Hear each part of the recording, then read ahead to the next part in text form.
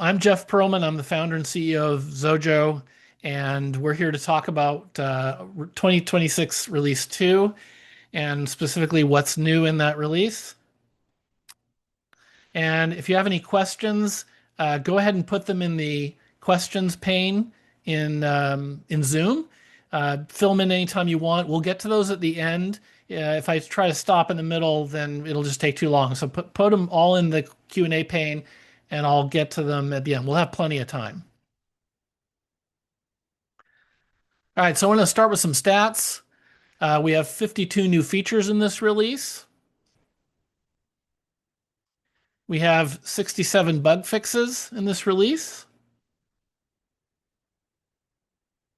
And one of the new features is a code editor page guide. And this is useful if you use Xojo on multiple different screen sizes. The example I like to use is, let's say you've got a nice big monitor on your desk and you use a laptop as I do. And then there are times when you're not connected to that monitor, you're on the road, whatever. And you don't want your code to be too wide because you don't want to be scrolling a lot horizontally.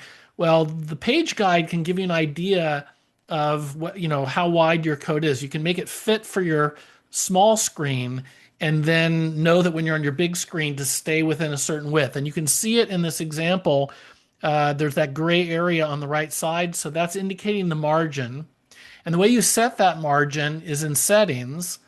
Just go to the coding pane in settings, click on the checkbox for page guide and indicate how many characters wide you want the code editor to be. It's 80 by default. And that will create that page guide over on the right. So that's the purpose of that. We've made some improvements for iOS. We've added mobile menu item. And this is basically like a contextual menu, but for mobile. And you can see that you can have icons and such in it. You build these just like you build a contextual menu for the desktop. It's pretty straightforward there. And we've added mobile pop-up menu, which, as you can imagine, is a pop-up menu, just like you're used to on the desktop. So you've got that now as well. We've made some improvements to Android. We've added XML document support for Android now. We've added mobile menu items, so you have it on iOS and Android at the same time.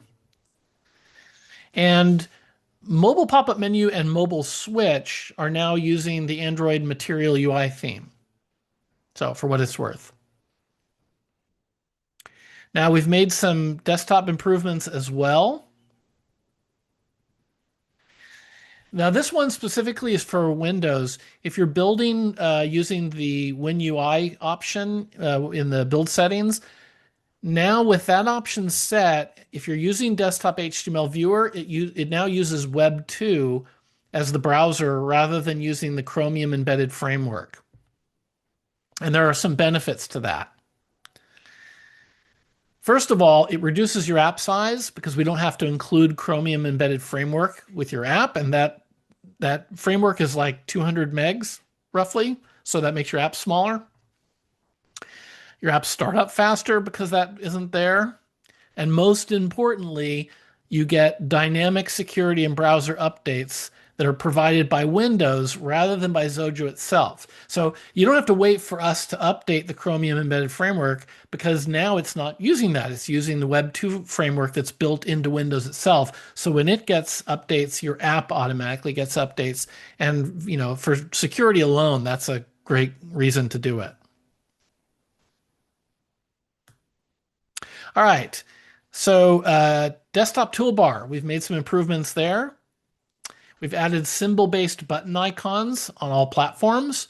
So here's an example, Mac at the top, Windows in the middle, and Linux at the bottom.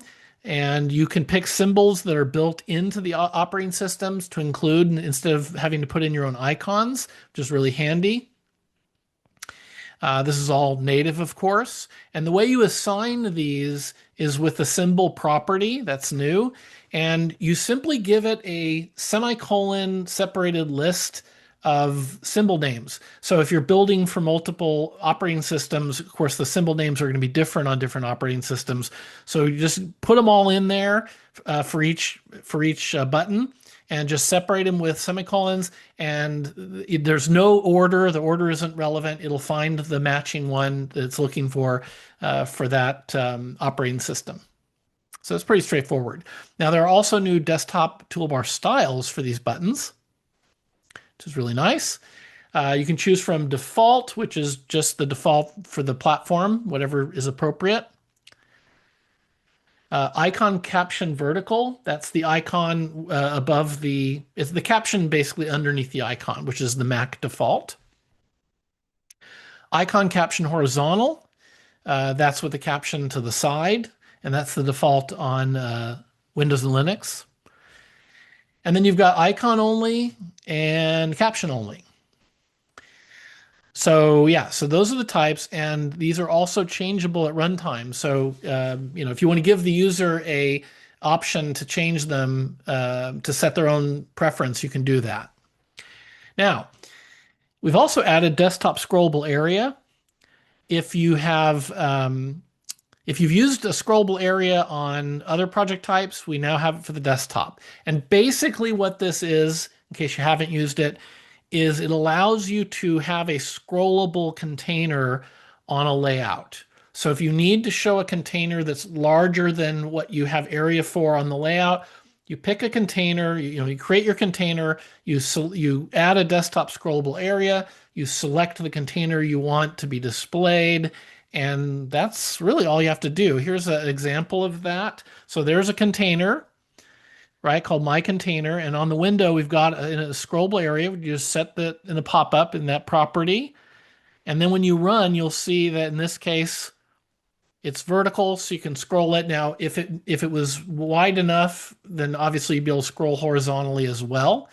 And of course, you can set the scroll via code, so that scroll to the bottom button is doing that. It's very straightforward. That's basically what it's for. You have a container, you want to be able to scroll it vertically and or horizontally, and you can now do that for the desktop. All right, we've made some web improvements as well. We've got better SEO support in this version, specifically with handle URL. You can check the request path and take a look at that, and then decide where to send the search engine. In this case, if headset-sale comes through, then we're setting the current page to sales detail page. And on sales detail page, we've got the title of the page is important, and then we've got a label that's set to HTML element heading 1, and that's important. That's what it's going to be looking for. So by setting up pages like this, when the search engines come along, you can have your web app provide the appropriate information. Web graphics. All right, we've improved web graphics. We now have draw path and fill path, which is really nice. I've used those quite a bit on the desktop, so it's great to have them on the web now. And we're always looking to improve performance. The performance over the years of the web framework has gotten better and better and better, but we don't stop. We just keep working on ways to make it better. For example, it's typically measured in requests per second, and we started, well, let me say it a different way. The last version maxed out at about 8,000 requests per second for an individual instance of your web app. We're now at 13,000 requests per second, and that is a 62% improvement. So that's a big step up. And that's great because, it means you can handle more users with a single instance of your app before needing multiple instances. And then, when you do have multiple instances, it means that each instance can handle more users. So better performance in that respect is just a really good thing. Now, we've also made a small improvement to web text field and web text area in that we've added the format property. Up till now, you've had to do that yourself in code. And of course, every time you have to do that, that's a round trip to the server. And now you can just fill in a format just like you're used to on the desktop, and it's all handled client side. So that's very handy. All right, we've made some improvements to our macOS support, specifically around things like code signing. We've made it so the console apps can be code signed now.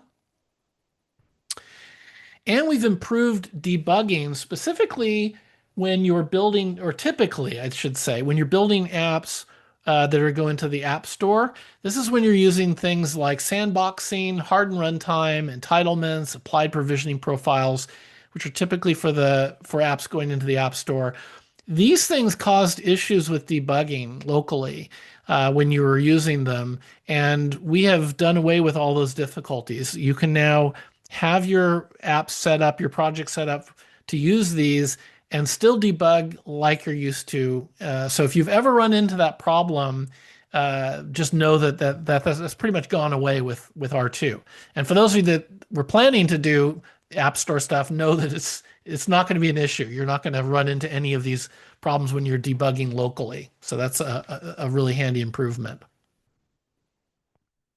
All right, we've made some IDE improvements as well. One specifically is with copy and paste of code items.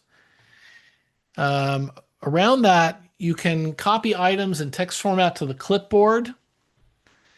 You can copy an entire class, a module, a window, web page, mobile screen, whatever. You can copy those in text format right to the clipboard. That can be handy for multiple things. But you can also copy multiple project items at once. So you can select a bunch of items, copy them straight to the clipboard. And you can paste in this format as well. Now, this is handy for, again, lots of things. If you're writing a blog post or something, who knows? But it's also really handy for AI because AI is generally working in this text format.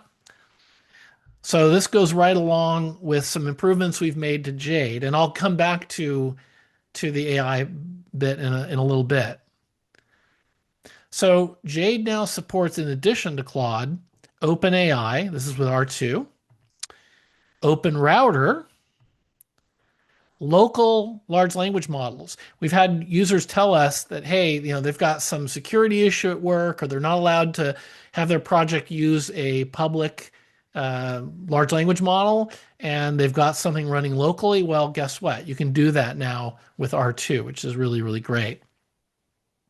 And I think my favorite improvement is that it can now request source code and compiler errors when you're using Claude and OpenAI, which is just really, really, really great. So that just makes the whole process of using Jade to work with your code better. And if you ask Jade to generate something like a class, you can now just copy it from Jade and just paste it into the project because the IDE now handles that copy and paste of code items or project items rather in text format, which is really, really terrific. And we're now using Sonnet 5 for Claude. But there's a caveat to that. Anthropic made some sort of API change. So previous versions of Xojo are on Sonnet 4.6. To use Sonnet 5, you need to be using R2. So just keep that in mind. So if you are one of those people that bounces back and forth between releases, you may notice a little difference between them because you'll be on 4.6 with previous versions and starting with R2 on 5.0 and going forward. Okay, so it's time for questions. I don't see any questions in the Q&A panel. That tells me that wow, I've answered all your questions already, which is great. So if there are no other questions, then I appreciate you coming. We do this, because you're here for us. We build this for you. We keep improving Xojo multiple times a year with new releases. And we've got a lot more in store. We're working hard on improving our AI support. For those of you that are wanting to use things like Claude Code and Codex, for example, we're working on making that possible in future releases. So stay tuned for that, and I'll see you next time. Bye for now.